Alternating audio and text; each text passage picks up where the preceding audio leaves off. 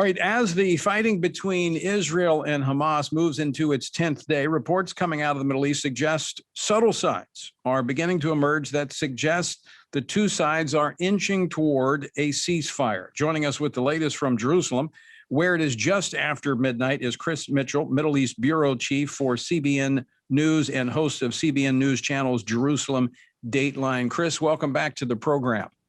Great to be with you, Tony.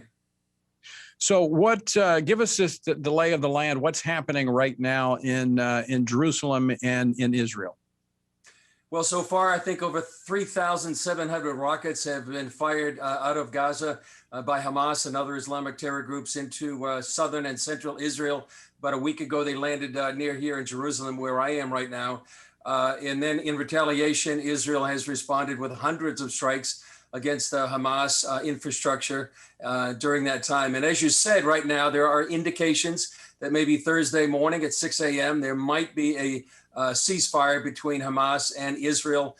Both sides are denying that right now. And as you played that clip with Israeli Prime Minister Netanyahu, he wants Israel to be able to degrade Hamas's ability to wage war against Israel for a long time to come. There is one IDF official that is quoted by saying they've degraded, or they expect perhaps as much as 5 years of quiet from Hamas after this. But we'll see. We'll see what happens in the next couple of days, Tony.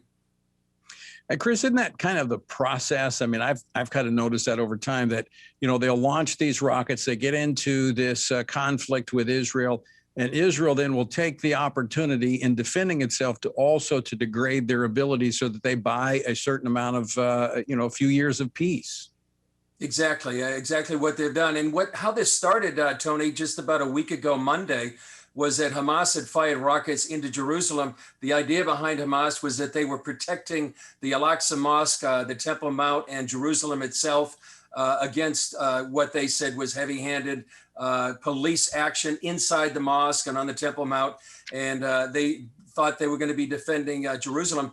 I don't think they expected the kind of retaliation by Israel. And I'm not sure Israel expected the number of rockets that would be fired out of there. But Israel has been preparing for this for years. They had their targets planned, and they've done what they could to degrade Hamas.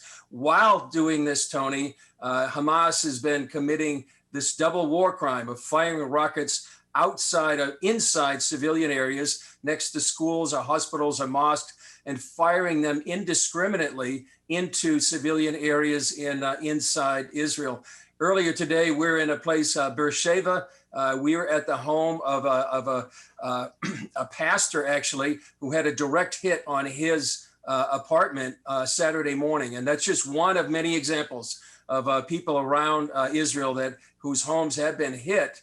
Thankfully, because of the Iron Dome, not nearly as many. But this is what Israel is protecting itself against, this kind of indiscriminate rocket fire into central and southern Israel, affecting nearly 4 million Israelis. Now, today, the Palestinians in the West Bank, in solidarity with those in Gaza, did a work stoppage. What occurred today? How widespread was that? Well, fairly widespread. It was called a day of rage. There were disturbances here in Jerusalem at the Damascus Gate on the West Bank line. There was a tragedy about, there was a number of a large demonstration and firing from Palestinians into IDF soldiers. They returned fire. 3 Palestinians were killed during that time. But it's a sign of the tension here inside Israel as well. And not only in Jerusalem, but different parts of the West Bank. The concern for many here in Israel is that this will continue. We'll see if there is a ceasefire in Gaza. But the hope and prayer for many people is that this violence within Israel will subside. Chris Mitchell, what's the sense there on the ground from Israelis when it comes to the United States? Do they still see the United States as a strong ally and defender? Well, I think after the change in administration, I'm not sure they feel the same thing as they did with the Trump administration. Just across the street where I'm standing or sitting right now is the U.S. Embassy. And I thought they believed the Trump administration was one of the most robust defenders of Israel during this time. I think there's a sense that not nearly that kind of support right now with the Biden administration. And I think they understand the internal conflict going in the Democratic Party between those in the White House and those in Congress who are calling condemning Israel for defending itself. So I think that internal tension within the Democratic Party, there we are in Washington, is certainly being affected here and understood here in Israel. And Chris, that is fueled by the secular media as well. That's why we're so grateful for CBN being there on the ground as you are. They're fueling this narrative that the Democratic Party and leaders here in the United States are swallowing hook, line, and sinker. But, you hear this thing about apartheid and how they're repressing the Israeli people. I was reading an AP story about, how they're blaming Israel for wanting to ultimately assert Jewish supremacy.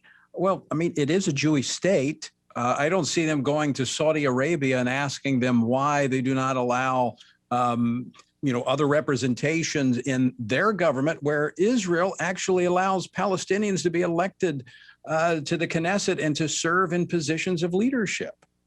Yeah, in fact, there's over a dozen, I believe, Arab members in the Knesset. There's actually one party called the Ra'am and his leader, Mansour Abbas. There had been negotiations before all this rocket started going to be part of the Israeli government. So if you hear on the ground, Tony, there's a whole different story.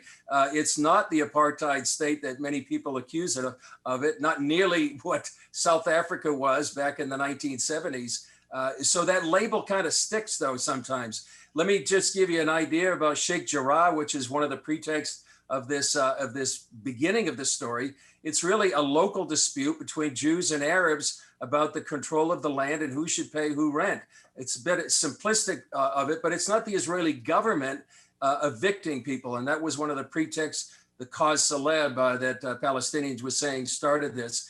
I would say the other thing, Tony, is you need to realize that Israel is doing all it can to prevent civilian casualties inside the Gaza Strip. They have surgical strikes. They knock on the roof, meaning they tell the people in a particular building, please get out of the building. We're going to destroy that because it's part of the Hamas war machine. I think that gets lost in the fog of war. And I think people lose sight of actually who's the aggressor here and who's the one firing indiscriminately into civilian areas. Would the United States expect this? What would their reaction be if rockets were coming from Canada and or Mexico, and how would they respond? I think that's a question a lot of people could ask there in the U.S. Yeah, and going back to what is said to be the cause of this, or what ignited it, is that the case, Chris, or was that just a convenient excuse maybe for the Palestinians to test the resolve of the United States under this new administration in terms of backing Israel? Because as you've said, we've already have members of the Democratic Party, calling to halt the sale of arms to Israel. Clearly a change of administration, a change of philosophy when it comes to Israel.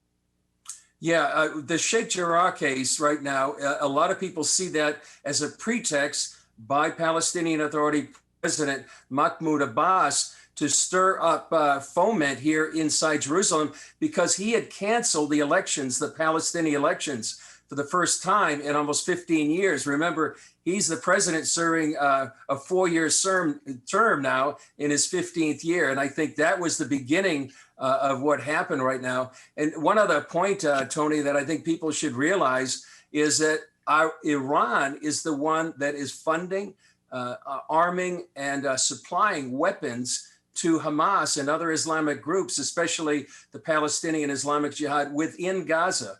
And so when you realize that the U.S. is now negotiating to renew the Iranian nuclear deal and possibly lifting sanctions, you wonder how much of that money could be diverted back to Hamas and other terror groups, and actually being able to fire against our number one ally in the Middle East, Israel. Yeah, absolutely right. And one other point to make is that the Palestinians still refuse to recognize Israel's right to exist. So it's kind of hard to have peace when you can't even agree that your neighbor has a right to exist. Chris Mitchell, always great to talk with you. Thanks for staying up late and joining us tonight. Great to be with you, Tony.